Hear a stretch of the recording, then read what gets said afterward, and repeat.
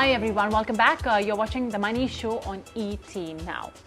Well, as more and more individuals prefer to, and that's clearly evident with today's papers reporting about how there's been a stupendous rise in the number of new car registrations. People are looking for new options to buy vehicles, and maybe for those individuals who may find it a little hard to spend out those big bucks, they may want to be a little more on the economical side, and there are a whole host of car launches over there as well. Furthermore, if you want cars that perhaps may be a bit low maintenance, those options are available as well. So let's talk about all of this with Hormazd Sorabjee, the editor with Autocar India. Hormazd, always a pleasure having you with us on The Money Show. Hope you're doing well amidst this entire lockdown. Hormazd, like I mentioned, people do want economical options, and I guess there are quite a few launches that are lined up this month itself in August. Which one is catching your attention? Which one is catching your eye, Hormazd? Yeah, well, I think there are a lot of, as you said, there are a lot of launches. We've got, in fact, I've just driven the SCross petrol, which is, already been launched. There is the Mahindra Thar that's really caught everyone's attention, a huge buzz on social media because really it embodies the spirit of the original Jeep. And it's come after a long time, though that's going to be not a real completely mainstream car. It's a two-door lifestyle kind of vehicle. You've got the Kia Sonet. That's a really big one, which is coming from Kia. You've got Maruti with a Celerio later on in the year. You've got Tata Motors, which has just launched BS6 version of the Nexon. So there's a lot that's happening, and people are launching variants and new models. But as you rightly said, people are looking at more affordable options right now. And I think as the recovery happens, that's what is going to see the maximum demand.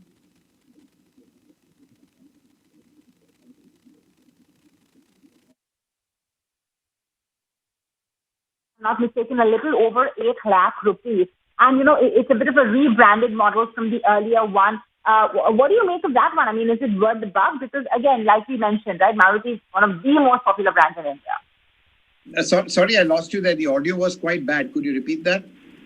However, I wanted to get in your opinion on the SCross. What is your...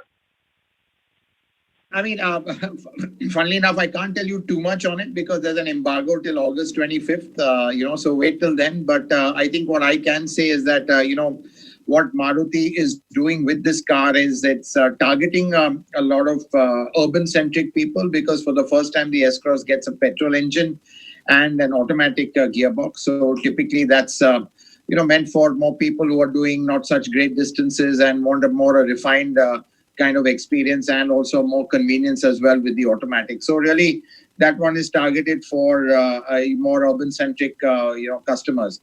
And what Maruti said is that a lot of their customers were looking for a petrol option, which wasn't there. And the S-Cross petrol addresses that. But at the same time, there's no more diesel.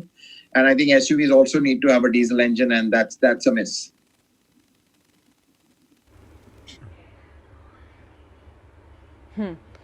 Okay, now I think this S-Cross, the closest competitors for the car would be the Creta, maybe the Seltos and the Duster. How do you pitch that versus the three MNC cars, since the distinction as well seems to be very, very of prime importance for a lot of Indians. But yeah, how would you pitch it against these three?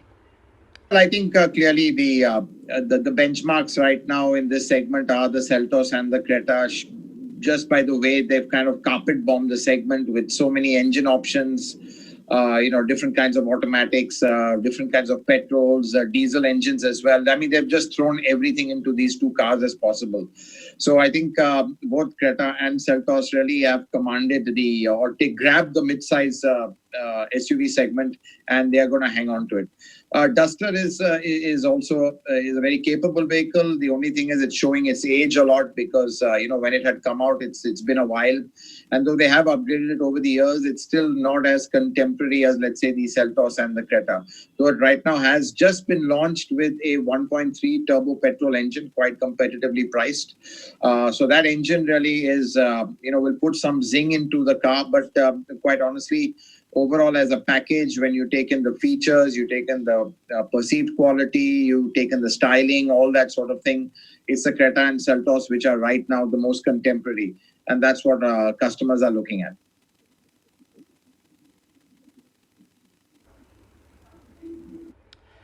Okay. Tata Motors, I think when it comes to some of its most best-selling cars, we're talking about Altroz, Tigor, Tiago. I think they've hiked the price of some of these cars. Would that change your opinion in any way for them? Of course, the hike, may not be that it's not that expensive either. And plus, the extent as well is different from model to model. For example, I think Altroz has just become expensive by another 6,000 rupees. The other variants of maybe a Tiago, etc., have been hiked by a higher amount.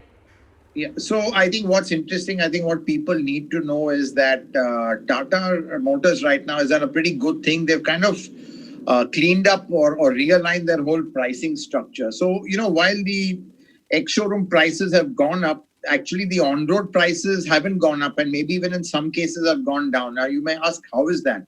That's because what Tata Motors has done is there were a lot of hidden costs, between ex-showroom and on-road. There were handling charges which dealers would put, all kinds of things. So I think Tata Motors has kind of put I wouldn't say a stop to that, but kind of made out a much more transparent process. So all these hidden costs have been taken out. And quite frankly, though the ex-showroom price may have gone up, the on-road price hasn't. It might have even in some cases come down a bit or just gone up marginally.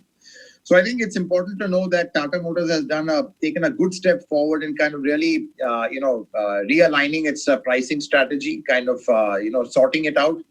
And I think also Tata Motors is making a bit of a comeback. It's great to see their sales figures. They've done really well in the last 2 months. They've really bucked the industry trend.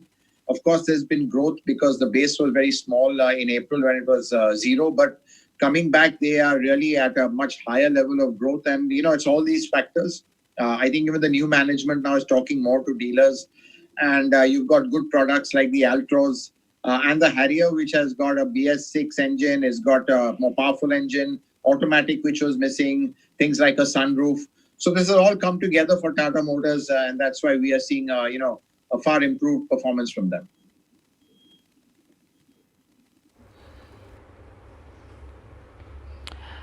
All right. Okay. I want to know then about, when we have to talk about city cars, I think the Honda Jazz, it was a very convenient car. And, they're coming out with a new facelift, obviously in BS6 format. But if we have to select, a car that would be perfect for the city, for city driving, that can go into small, small lanes, but at the same time give you good ground clearance as well, what would be the first one on top of your mind? So I think, for me, a good city car is one which is an automatic and it's a responsive automatic. So for me, cars with a CVT transmission, they are really good. So as you said, Jazz is one of them. Baleno is another one of them, and with a little perky engine. I think these cars are good. If you're going lower down, you want cars, which are quite nimble and move. You've got the Grand i10, the Neos also, that's also pretty good. The Tiago is a very, very good value city car, but it may not be as nimble as the others. A heavy, solid car, and it feels really bigger than its price suggests. So these are the ones which I would look at. And as I said, you need cars. Good city cars are those which are fuel efficient, responsive engines, and a smooth, seamless automatic. Because in stop-start traffic, the transmission makes a big difference. You want one that is smooth and responsive, and typically CVTs are the ones that deliver that. You've got ones with torque converters also, but they tend to be a little bit more expensive. But I think in town, the CVT really is the best choice. Cars with a CVT. And right now, you've got things like the Jazz and the Baleno with the CVT.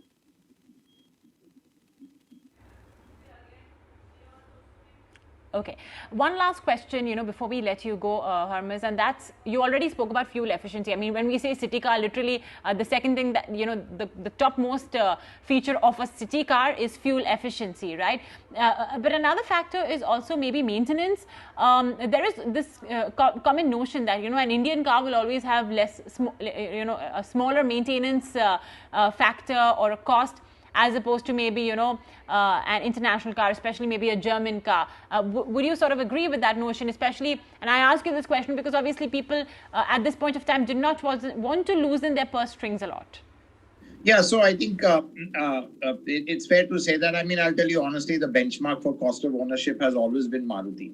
You know, they've kind of set the benchmark. It's a combination of everything. It's just the price, it's the maintenance cost, and also the reliability of the car. All these things coming together, you know, make it a very kind of affordable ownership experience. Talking about German cars, yes, I mean, they have a bad reputation of being very expensive to maintain. You know, and that's when things go wrong, that's when it really gets expensive. But generally, in terms of regular scheduled maintenance, they've also become very competitive. So it's not that they're completely out of whack. It's just that sometimes their fill rate of spare parts, they don't have it as good as, let's say, a company like Maruti, which I said is still the benchmark. And I think, you know, to that extent, if you're looking at sheer cost of ownership, you know, that's Maruti is good. Even a company like Ford, which has really worked a lot on, you know, let's say maintenance. In fact, we do an annual spare parts survey, and Ford really comes out on top for making sure that the spare parts also are priced very, very reasonably.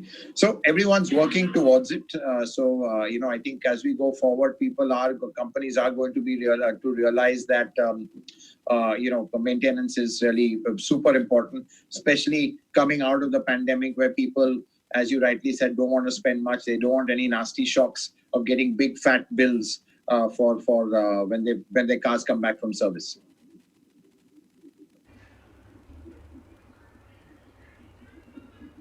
All right. Okay, Hormazd, we let you go on that note. Thanks so much for joining us with all the latest dope from the auto sector and, you know, all the latest launches.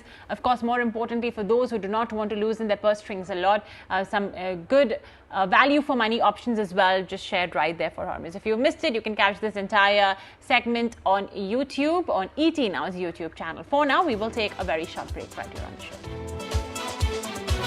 show.